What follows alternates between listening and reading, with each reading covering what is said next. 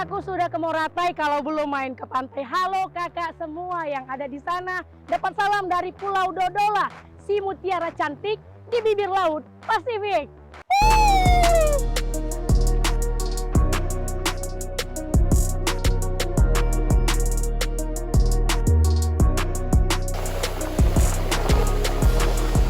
Indonesia sebagai negara kepulauan menjanjikan panorama bahari yang indah.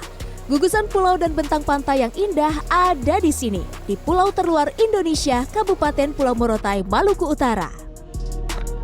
Ini merupakan pertama kalinya saya menginjakan kaki di bumi Moro. Mengawali petualangan wisata di Morotai, pilihan saya pun jatuh pada snorkeling. Untuk mencapai titik snorkeling, saya bersama rombongan wisatawan lain langsung tancap gas naik speedboat dari Pelabuhan Doroba. Belum tiba di spot snorkeling saja, wisatawan sudah dibuat takjub dengan alam Morotai. Kami beruntung karena cuaca sedang bagus-bagusnya. Matahari bersinar cerah membuat keindahan Morotai semakin mencolok dipandang. Sepanjang perjalanan, kami dimanjakan dengan panorama laut Morotai yang biru membentang. Hamparan air laut seperti menyatu dengan langit yang tak kalah birunya pagi itu. Keberuntungan kami di bumi Moro semakin bertambah saja. Dalam perjalanan kami bertemu dengan gerombolan lumba-lumba. Kalau kata anak sekarang sih, mestakung alias semesta mendukung. Barisan lumba-lumba ini berbaris rapih menjauhi bibir pantai. Mamalia laut ini terlihat seperti sedang menari-nari di permukaan air seolah melambaikan menyambut kedatangan kami. Setelah menempuh perjalanan sekitar 15 menit, akhirnya speedboat kami pun tiba di titik tujuan. Saat ini kita telah tiba di salah satu spot terbaik snorkeling yang ada di Morotai, yaitu di Pulau Mitita. Menurut guide tadi, di sini merupakan salah satu spot yang direkomendasikan oleh para guide-guide yang ada di sekitar Kepulauan Morotai. Seperti tidak mau buang-buang waktu, para wisatawan langsung nyebur berpencar menikmati keindahan bawah laut Pulau Mitita. Teriknya matahari Morotai tidak jadi penghalang.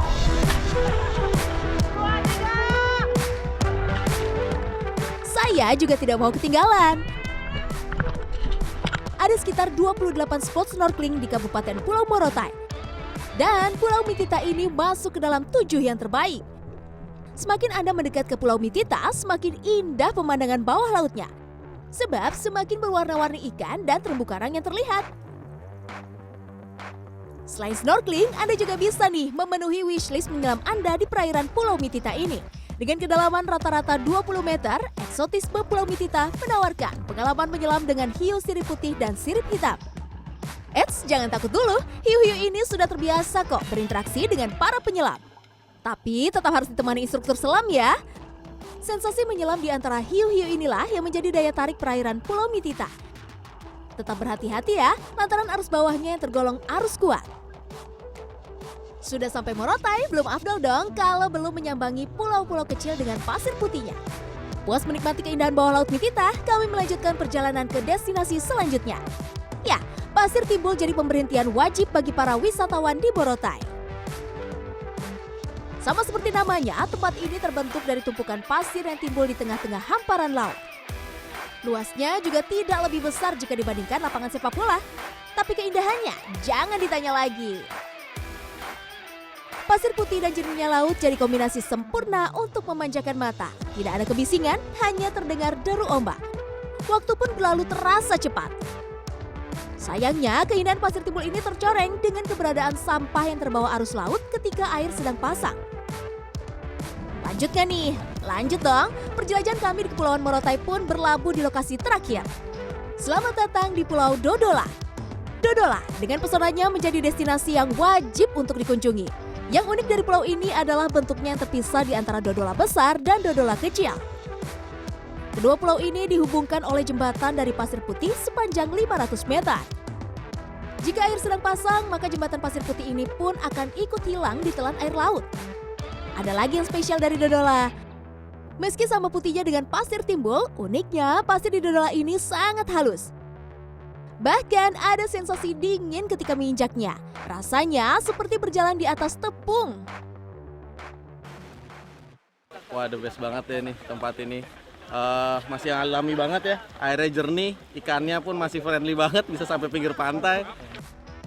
Sebagai informasi, bagi Anda yang ingin menjelajahi pulau-pulau di Morotai, Anda harus menyewa perahu cepat dengan biaya sekitar 1 hingga 1,5 juta rupiah per perahunya. Lelah beraktivitas, saatnya mengisi tenaga. Santapan siang ini adalah makanan khas Morotai, yaitu masakan kobong. Sama seperti artinya, kobong berisi hasil kebun seperti singkong dan pisang yang disantap dengan berbagai macam ikan juga sambal. Di sini sambal dabu-dabunya, tak ada lawan deh.